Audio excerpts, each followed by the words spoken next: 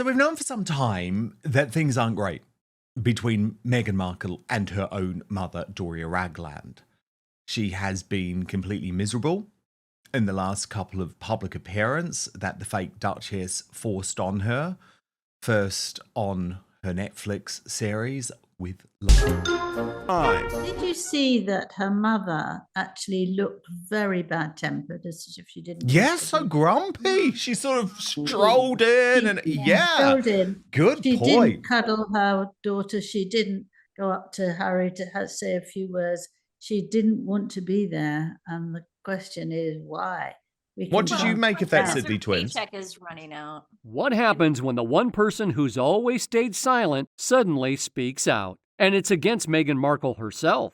For years, Doria Ragland has been seen as Meghan's rock, her one steady supporter in a world that never stops judging. But now, shocking comments from Meghan's own mother are raising doubts about her daughter's most celebrated identity claims. From DNA revelations to cultural narratives, everything is suddenly on shaky ground. You won't believe how deep this goes. Stay tuned until the end because this twist could change everything we thought we knew about Meghan Markle. I said to her, I remember this very clearly, that this is about race. This is what's coming down the pipe. Now, I knew things were getting pretty stark, but now it has emerged that the strain is so bad that Doria Ragland has said enough is enough. I'm moving out of Montecito for good. And it's pretty brutal, actually. The passion fruit comes out.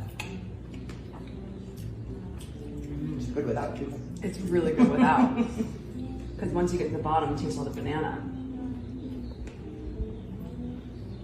Is that a look of joy? I was like, and? I'm muted. Dun, dun, dun. My mom has nothing I'm to telling you say. when I'm Leave done. me. The one thing I don't quite believe in is that she feels that the family is in good condition now, because if anything, it seems worse. And the fact that Meghan shouted, don't leave me, shows you that she is very desperate. We don't. I mean, she's probably not getting paid the way she was getting paid 5 years ago to show up. That's my opinion.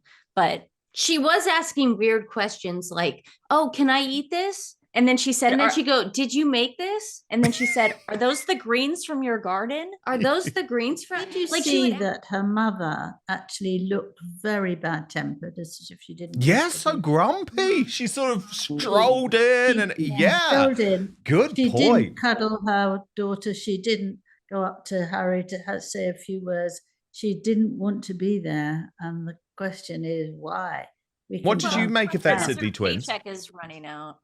I mean, she's probably not getting paid the way she was getting paid 5 years ago to show up. That's my opinion.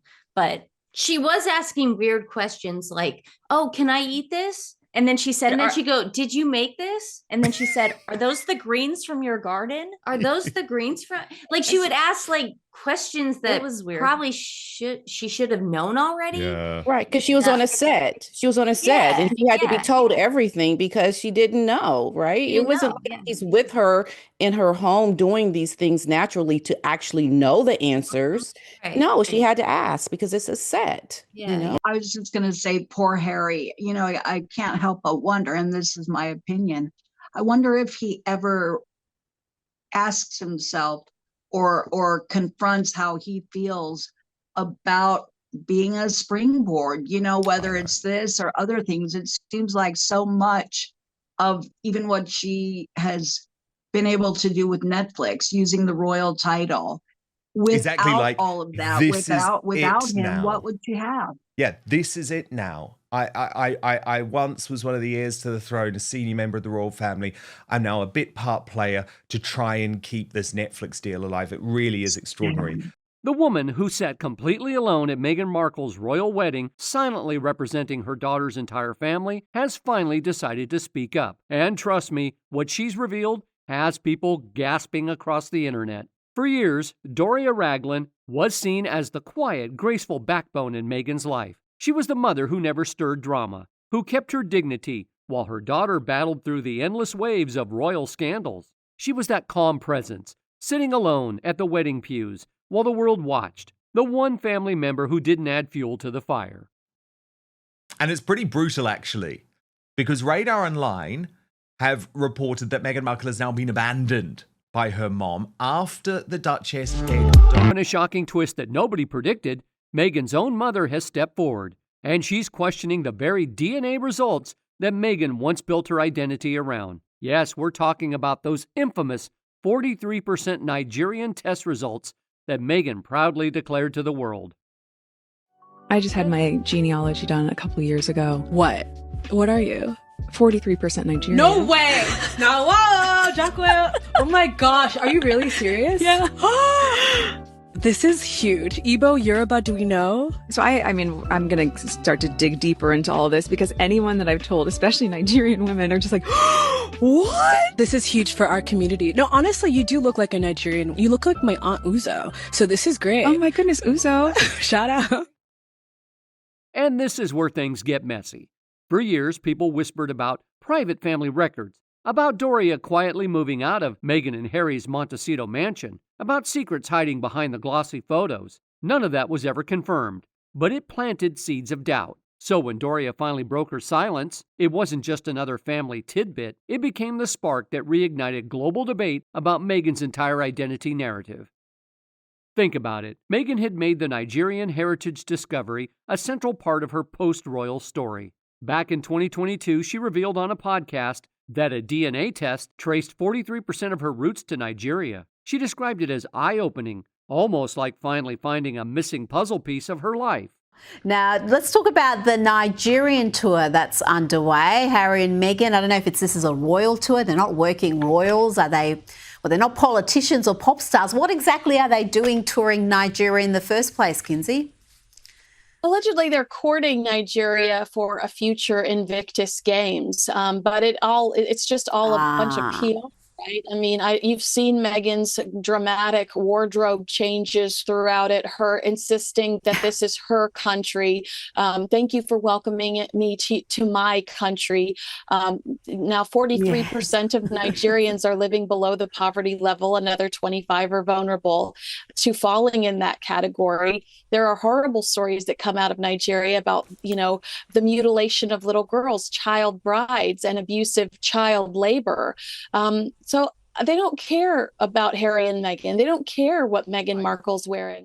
From there, she leaned into it completely, attending cultural events, speaking proudly about her connection, and even flying to Nigeria in 2024 for an official-looking visit. The photos from that trip were everywhere. Meghan smiling with locals, participating in ceremonies, draped in traditional wear. It was framed as one of the most authentic moments in her post-royal journey. Did you see that her mother actually looked very bad-tempered, as if she didn't? Yeah, so grumpy. She sort of strolled in and strolled in. Good she point. She didn't cuddle her daughter. She didn't go up to Harry to say a few words. She didn't want to be there. And the question is, why? What did you make of that, Sydney Her twins? paycheck is running out.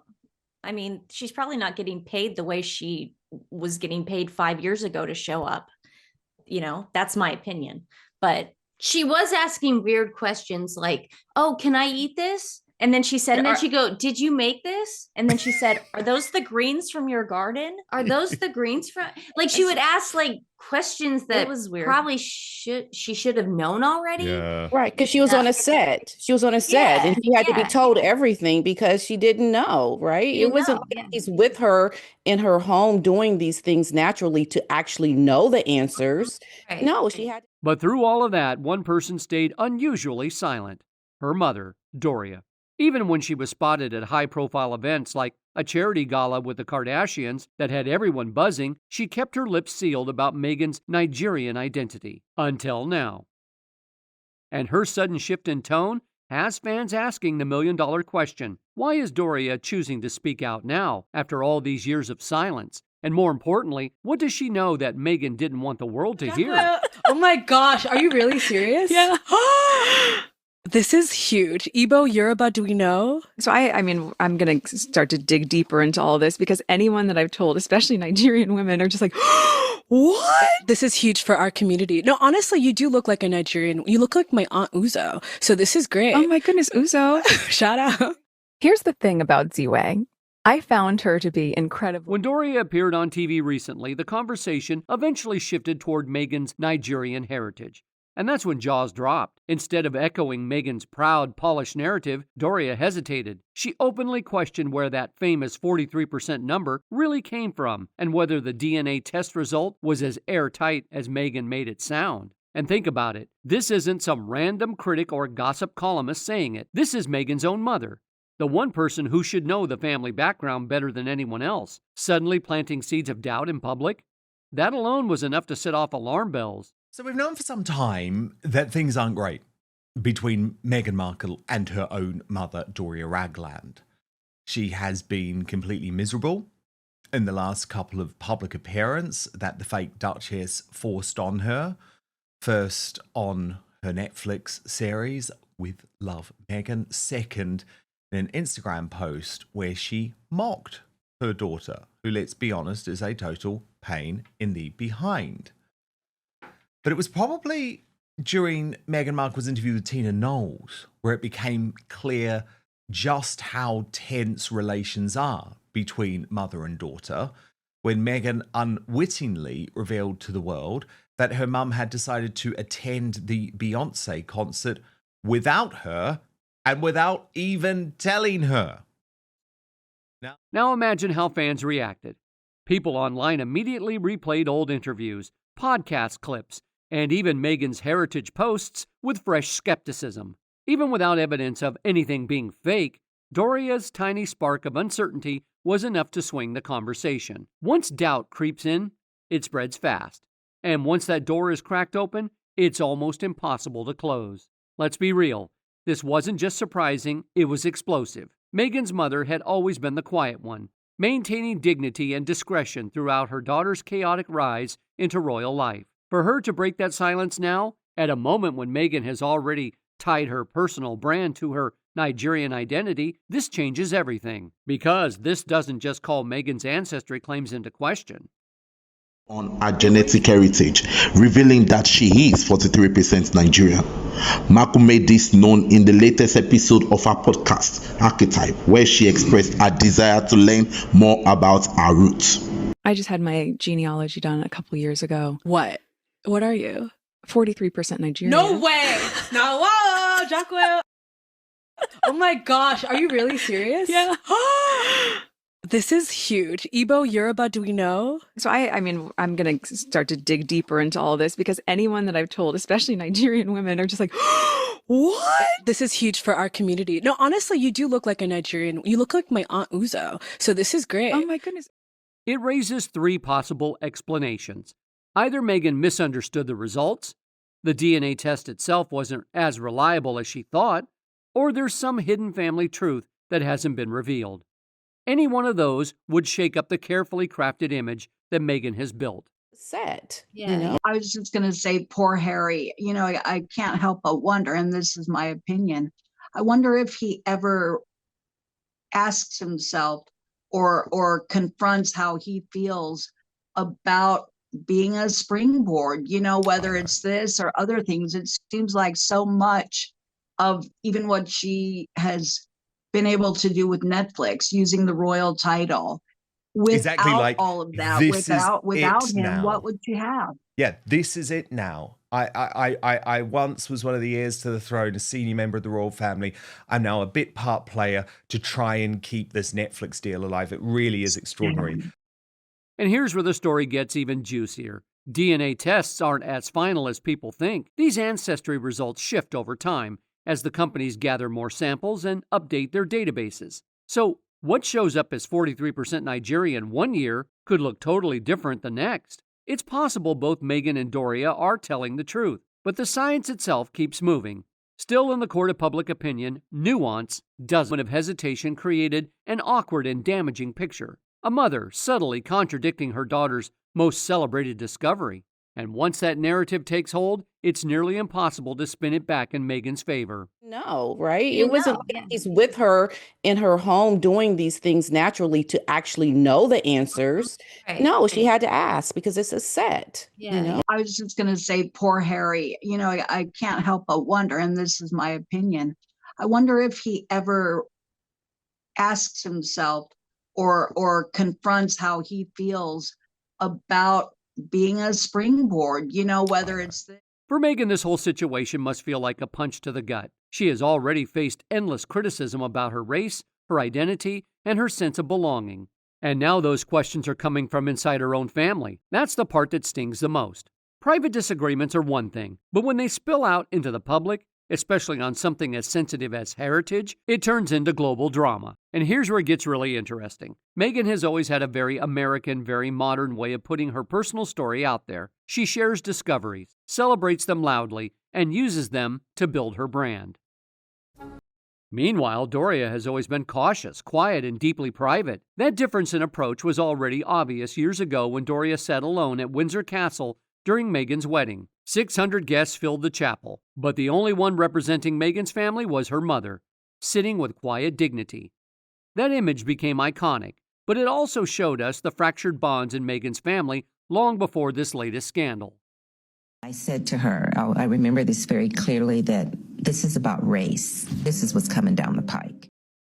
Over time, the Markle family members have each chosen their own paths in how to deal with Meghan's fame. Thomas Markle staged those infamous photo ops. Samantha and Thomas Jr. cashed in with interviews, books, and endless media tours. And now, after years of silence, even Doria has stepped forward. She didn't scream, she didn't rant. Her words were subtle. Do you think your sister, Meghan Markle, has ruined Prince Harry? Well, let me answer that real quick for you. The answer is yes. And I could not agree with you more on everything you just said. I was watching this interview just thinking to myself, this poor man. And it just continues and continues and continues. And he's going deeper and deeper and deeper. And I do believe, Meghan is driving this whole caravan for him. He is so stressed out. You can see it in his face. Despair. He's confused. He doesn't know what to say. He thinks he's going to get in trouble if he doesn't say exactly what Meghan says. Apparently, in my opinion, of course, but very sad to watch. And I think it was a desperate, desperate plea because they've made their beds for the last 6 years, and now they're sleeping on them, and the entire world knows exactly what. But subtle doesn't mean soft. Her comments hit like thunder because they clash directly with one of Meghan's most celebrated identity claims. And it makes you wonder, was the silence all those years really support, or was it restraint waiting to snap? The narrator explains that not every family perspective is going to match what Meghan would want the world to hear. And the fact that Doria, the one person who always seemed like her most loyal supporter, is now saying things that contradict Meghan's story. That's huge. It highlights just how messy these family dynamics have gotten. Have you discussed it with your father, Thomas? Yeah, he said the same. He said the same thing. I don't believe, and he doesn't believe that there are kids, because you don't yank around and use alleged children as pawns so much.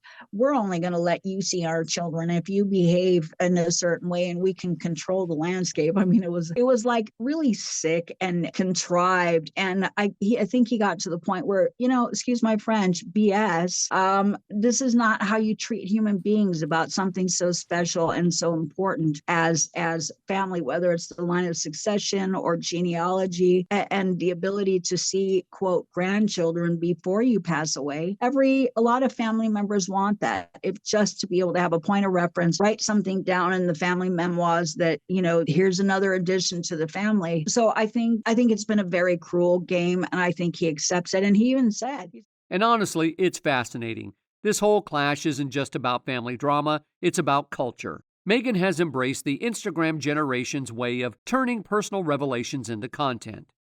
A DNA result isn't just private, it's a podcast topic. It's a headline, a brand builder. But Doria's approach is more traditional, more cautious, the kind that says, wait until you're sure before you share. And that difference is now playing out in front of millions of people. Doria has always played things differently. While Meghan leans into bold statements and public identity building, her mother has stayed more cautious, quiet, and traditional. She questions the wisdom of announcing something as big as DNA results without being absolutely sure. And now, that generational clash is unfolding on the biggest stage possible, with millions of people watching every move and forming their own opinions. Don't Leave Me. The one thing I don't quite believe in is that she feels that the family is in good condition now, because if anything, it seems worse. And the fact that Meghan shouted, don't leave me, shows you that she is very desperate. We don't know if Meghan actually does anything very much with the children because she's out and about and all that. But, if she gets cross with her mother, because she's not doing things exactly what she writes at the right time, she might have started shouting at her like she has done with other staff. And her mother thinks, this is enough. She can't talk to me like that. Who does she think she is? And so she doesn't want to do it like that anymore. And she might want to do yoga. She might want to actually have a life. She's 68 and she might want to do lots of other things. And she has helped enormously. And she's helped Meghan go out and feel at ease that her mother is there looking after the children. The children probably love her very much, but you have to. The royal family, of course, sits somewhere in the middle, keeping things private, guarded, and dignified. That's their style. And maybe that's why they've never been able to fully handle Meghan's more modern, more open approach to family narratives. It's like two worlds colliding, and honestly, it's been that way from the very beginning. This DNA controversy highlights something even deeper: the challenges mixed-race individuals face when they try to connect to their heritage. For Meghan, her 43% Nigerian identity wasn't just a fact on paper. It became a cornerstone of her post-royal story. She spoke about it in interviews, brought it up in speeches, and even made it the center of her 2024 trip to Nigeria. They don't want to see us. Look at her. Just right away. And that trip wasn't some casual vacation. It was designed as a statement. She was photographed engaging with communities, attending cultural ceremonies, and presenting herself as someone truly connected to those roots. It was her way of saying, I belong here too. But when Doria, her own mother, openly raised doubts about the DNA test, the whole thing suddenly looked fragile. If your biggest supporter questions the accuracy, what does that say to the rest of the world? The timing makes it sting even more. Meghan's entire post-royal life has been about reclaiming her voice, controlling her story, and leaning heavily on cultural identity to build her brand. Every podcast, every appearance, every carefully crafted project was tied to that theme. But with Doria stepping forward now, that foundation feels less steady. And what's most heartbreaking is that this challenge isn't coming from the usual critics or the tabloids. It's coming from the one person who once stood with such grace at Windsor Castle, representing Meghan's entire family with quiet dignity. For the world to now see that same woman questioning the story Meghan has built, that's the kind of contradiction that cuts deep and leaves scars. When someone like Doria, who once symbolized quiet loyalty and unshakable support, steps forward and publicly questions Meghan's identity claims, the impact is massive. It doesn't just raise eyebrows, it plants seeds of doubt. People start wondering, if Meghan's own mother doesn't fully back her story, then what else in that carefully crafted image might not line up? And that's where this gets messy. The issue isn't just about DNA numbers on a test. It's about authenticity, family trust, and the risk of building a global brand around personal truths that the very people closest to you may not agree with.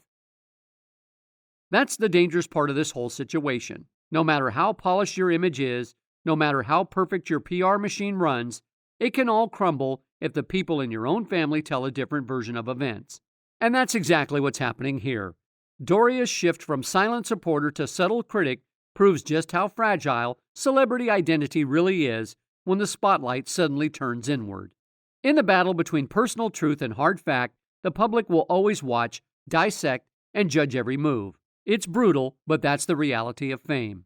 And let's not forget the whispers and side comments that make the fire burn even hotter. Clips floating online bring up moments like Kate kneeling to speak with children while Meghan allegedly made a young girl bow to her, or the more outrageous claims that Meghan showed off a baby bump while some suggest she might not have even been pregnant. True or not, these asides add fuel to the growing skepticism. Now the real question hanging in the air is this: will Doria keep talking? Because if she does, this might only be the beginning. Family secrets have a way of snowballing once they're out in the open. And if Meghan's own mother keeps peeling back layers, the world could be in for revelations even more explosive than what we've already seen. And honestly, the thought of that is both fascinating and terrifying, because this isn't just about a duchess anymore. It's about a daughter and a mother caught in a storm they can't control. And there you have it, the royal bombshell nobody saw coming. Meghan Markle's carefully built narrative is now under fire, not from tabloids or critics, but from her own mother. When the closest voices in your life start questioning your story, the fallout can be brutal. This isn't just about DNA percentages, it's about trust, identity, and the cracks that form when family truths collide with public image. And something tells me this is only the beginning. So don't miss what's coming next. Hit that subscribe button, drop your thoughts in the comments, and stay tuned for the next tea spill.